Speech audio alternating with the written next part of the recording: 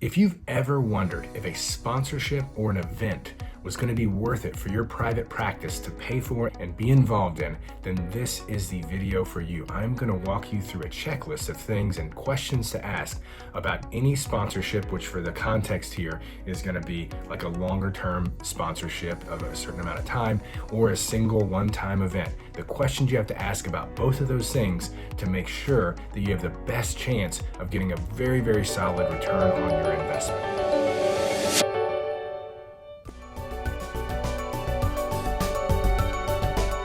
Hello and welcome to today's episode. My name is Jared Carter. I'm a physical therapist, a cash-based practice owner since 2010, and the creator of the Private Pay Profit Formula. I help my colleagues just like you to create your own cash-based out-of-network or concierge practices so you can end reliance on greedy insurance companies, provide a level of care you are ultimately proud of, and reclaim your freedom and your profits.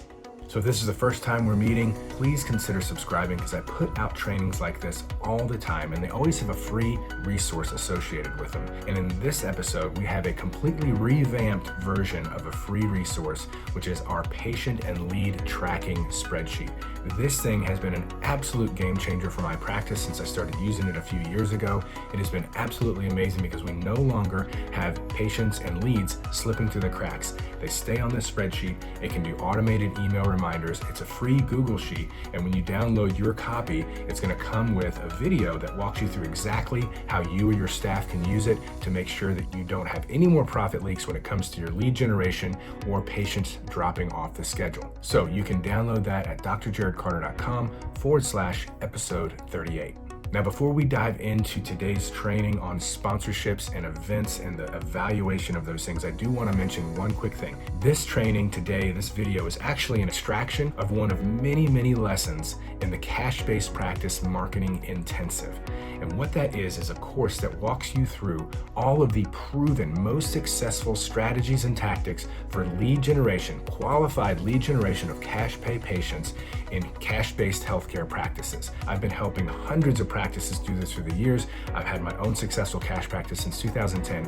We have taken everything that's worked the best, put it into one course, and then for every one of those tactics and strategies, we have found ways that you can use artificial intelligence to massively reduce the time, energy, and money it takes to implement these things. And often the output, the things that the artificial intelligence platforms create, are so much better than what we as clinicians turned business owners could produce ourselves. So you can check that out at drjaredcarter.com/intensive.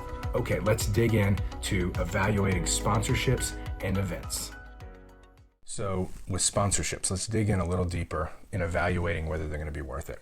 And here we got to really ask, like, what does it allow and what does it provide? Like, what does the sponsorship allow me to do in terms of lead generation, in terms of getting face-to-face with members, in terms of getting multiple touch points? How long is the sponsorship? Are they going to feature me individually in some way, not just in email newsletters, but maybe in other announcements or in the group gatherings? Am I going to be able to get up and say something in front of people? Are they going to allow me to go to the group gatherings and do free consultations? Are they going to allow me to sponsor some sort of kickoff event or whatever?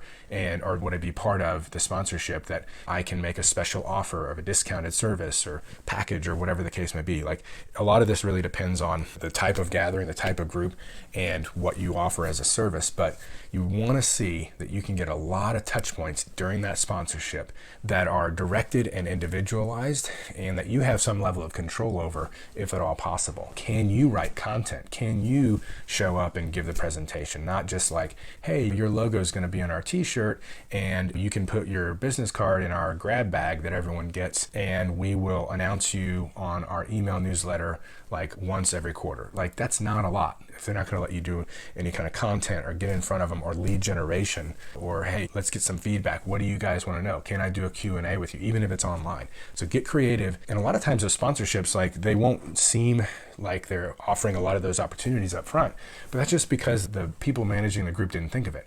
And it doesn't mean that you can't ask and say, hey, do you guys need content? Would you like an expert to do a Q&A for your members once a month on Facebook or in person? You guys meet regularly. Do you have any of your sponsors come out and do those kinds of things on site or do free screens of injuries or whatever? Like, a lot of times we're like, oh, wow, that'd be great. We'd love that. Now all of a sudden that sponsorship is worth it. right? But sometimes they're not. They're like, no, we can't have a bunch of people doing all that and our members feeling like they're constantly being sold to and blah, blah, blah, blah. So ask if it's not on there. And if it's a yes, it might become a very lucrative agreement and sponsorship. And then there's two other things I wanted to mention when it comes to evaluating a sponsorship. One is there a kind of an exclusivity amongst any competitors, meaning let's say you're a physical therapy practice. Do they allow only one physical therapy practice and only one medicine practice and only one of this type of industry, right? Or is it going to be me and 5 other PT practice owners and some chiropractors, et cetera, that are all competing for the same thing? That can have a big effect on if I'm going to move forward with a sponsorship. And then finally, do I and or my staff have the bandwidth and the capability to really take advantage of this? If there's a high price sponsorship, it gives a lot of opportunities for those one-on-ones, for those touch points, for the lead generation and lead magnets, all that kind of stuff. That's great if you can do it, right? But if you're totally spread thin and you don't have the staff that have the ability to go, say, on those Saturday morning runs like I used to do with my staff. We were there like every other Saturday. Sometimes he'd go and then sometimes I go, sometimes we go together.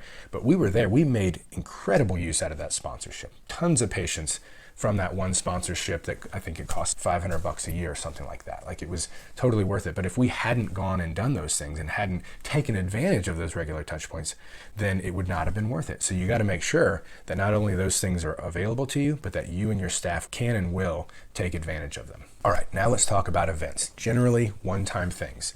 And in this scenario, when you're evaluating them, it's all about lead generation, right? You're not going to be able to, like a sponsorship, get back in front of people over and over and over unless you have their contact info from that one event, and then you can follow up appropriately, right? And again, the fortunes in the follow-up, you're going to hopefully get some patients directly from an event, but hopefully you'll get a bunch of leads that you can eventually nurture into becoming patients. That's where the money's at.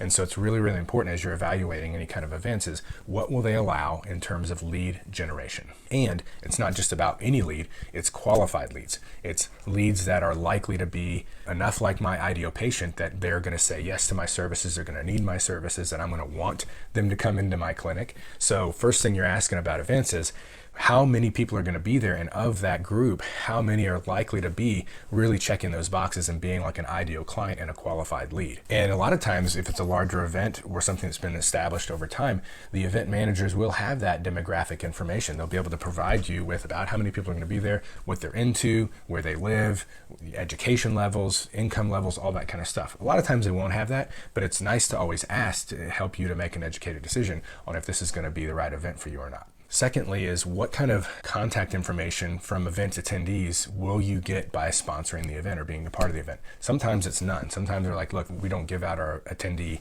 information. Sometimes the events are really big and they don't have that information, right? It's not like everyone that comes to the event of a booth of a huge 20,000 person thing. It's not like everyone has signed up and given their information. So, but in some cases they will have all that information and it will be a part of what's provided. Now, there's value in that, but that doesn't mean you wouldn't then still go just as hard on all the lead generation that you can do at your booth. Because think about this.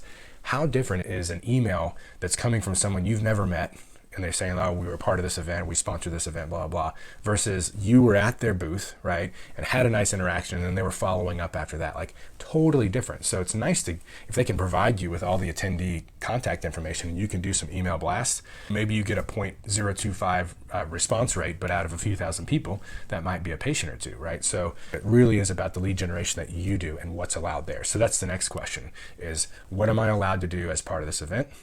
Are you going to promote me in my booth in any way, or is it all going to be on me? What can I do to promote my booth? What can I do to get people over there when they're at the booth? What can I offer? Can I do free screens on site? Most of the time it's a yes, but not always, right? Can I do free treatment of some sort? This is what I do.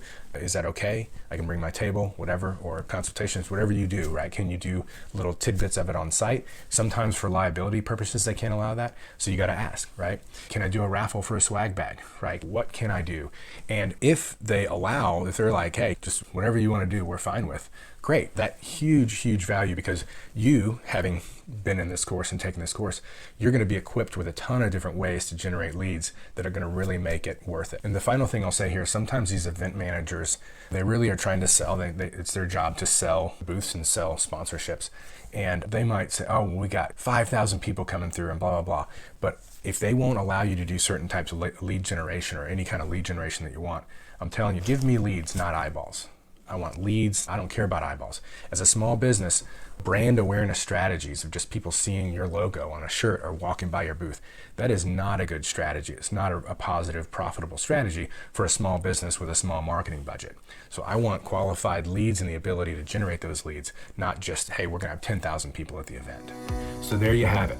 Ask those questions, make sure you have the best chance of a huge return on your investment for any sponsorship or event. And remember, the fortune is in the follow-up. If you don't have a way to track those leads, to get automated reminders for you and your staff to follow up appropriately, then you really should go to drjaredcarr.com/episode 38 and download our free tracking spreadsheet to make sure that none of those things slip through the cracks and you maximize the profits from all the hard work and energy that you're going to put into these profitable sponsorships and events. Thanks again for tuning in. Really appreciate it as always, and I will see you in the next episode.